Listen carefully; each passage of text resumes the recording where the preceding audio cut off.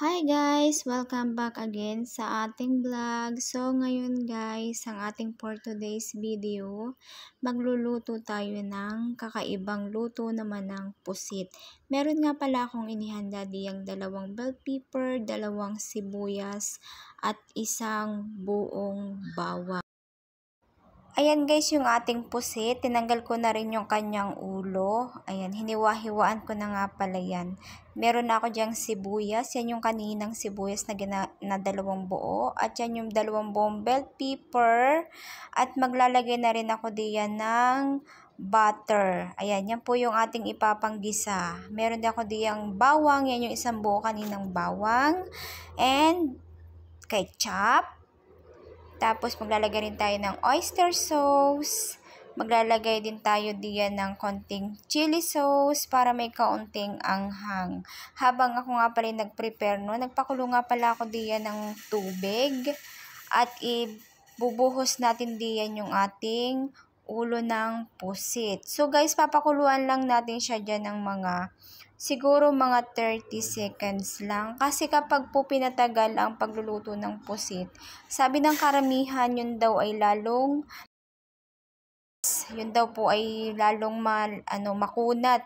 So kaya ayan, nagpakulo ako ng mainit na munang tubig at saka ko iniluntog yung ating tinanggal na ulo ng pusit. So ayan, habang po tayo ay nagpapakulo niyan, ay ating ipiprepare ang ating ibang sangkap. So guys, hindi ko na pinakita sa inyo yung pagtanggal ko ng ulo ng pusit. Ngayon naman ilalagay natin yung ating katawan ng pusit na ating ginayat-gayatan kanina. So papakuluan din natin siya dyan ng mga 30 seconds lang din dahil bawal daw po yan luto ng matagal. Ayan, kita nyo naman, hiniwa-hiwaan ko pa talaga yan. Oh, 'di ba? Maganda kasing tingnan kapag merong konting design yung ating mga niluluto. After 30 seconds, tinanggal ko na ang ating mga pusit diyan dahil baka ma-overcook naman. Ayan, 'di ba? Ang ganda-gandang tingnan dahil meron siyang design. Ayan na rin ang ating ulo ng pusit. 30 seconds ko lang din yan guys pinakuluan para hindi siya ma-overcook. Ayan, ready ko na ang ating kawali. Ilalagay na natin diyan ang ating dairy cream. Ayan, hinaan natin siya ng apoy para hindi naman siya masunog.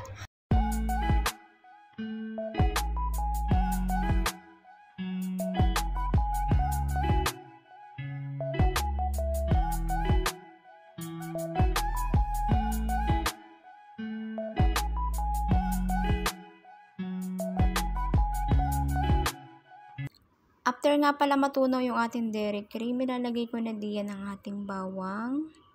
Ayan, antayin natin siya maging golden brown. Ayan, mahina lang po yung aking apoy diyan para hindi naman masunog ang ating bawang. Ayan, ating pa-brown-brownin lamang yan ng kaunti.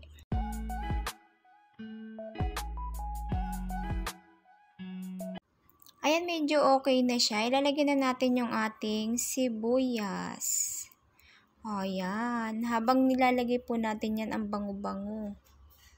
Dahil pagka po butter ang ating ipinapanggisa, sobrang bango po talaga ng butter. Ayan, antayin po natin maging brown ng kaunti, yung ating sibuyas at bawang na inilagay dyan.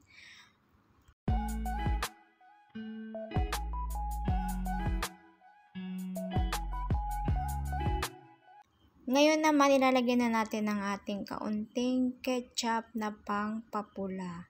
Ilalagay na rin natin dyan ang ating oyster sauce na kaunti lamang din. Ayan, bali 3 kutsara lang po yung nilagay ko dyan oyster sauce. At yung ating ketchup naman po ay 3 kutsara lamang din. So, tika kaunti lamang po yan. Kung hindi naman po tama yung timpla para sa inyo, pwede naman po ninyong dagdagan yan. Dahil kaya lang po 3 kutsara lang po yung pinaglalagay ko dyan, ketchup at oyster sauce, kasi 1 kilo lang naman po yung lulutuin kong pusit.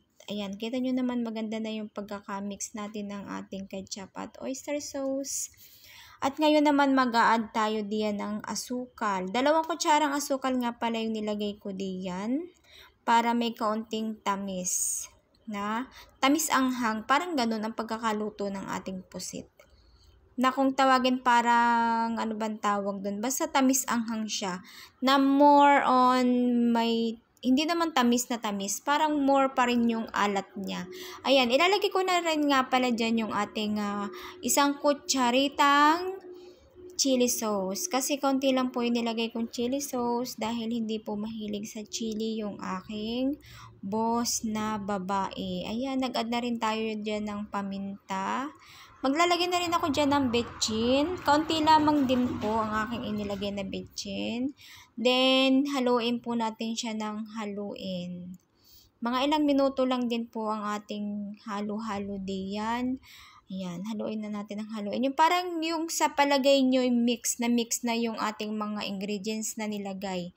Lahat-lahat, yung chili sauce, basta lahat-lahat ng inilagay natin dyan.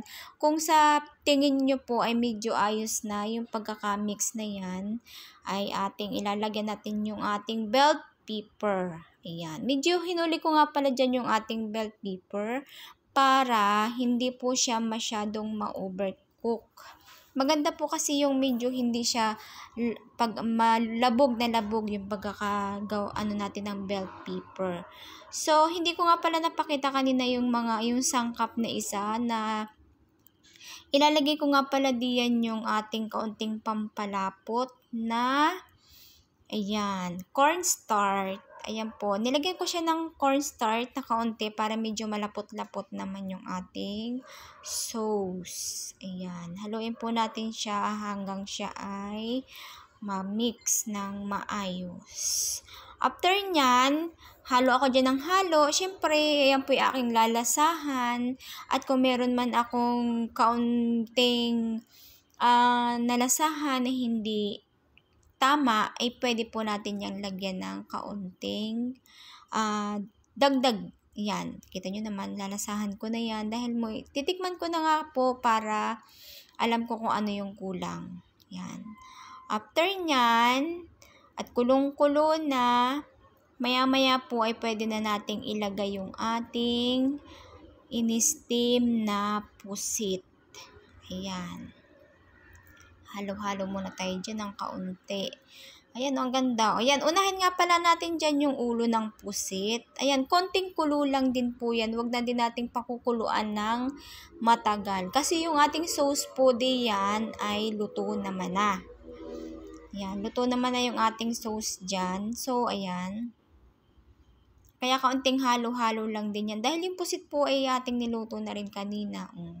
Kasi pagka po pinakuluan natin yan ng pinakuluan, mas lalong ma-overcook. Sayang ang ating pagpapakulo ng 30 seconds.